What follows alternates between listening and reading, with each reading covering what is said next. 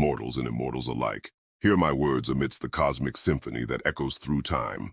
I, Kratos, stand at the precipice of epics to share a message that transcends mortal confines.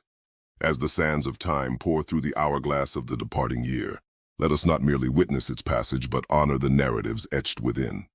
Reflect upon the tapestry woven by our collective struggles, victories, and the lessons carved deep into the fabric of existence. The celestial symphony heralds not just an end, but the inception of a new epoch.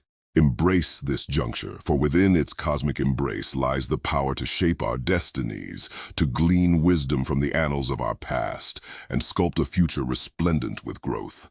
As the constellations realign, let our resolve become an unyielding bulwark against the unknown. For it is within the crucible of uncertainty that our mettle is truly tested, and our character forged anew. May this dawning era kindle a fire of resilience within your hearts, fortify your spirits, and illuminate your path with the unwavering beacon of insight.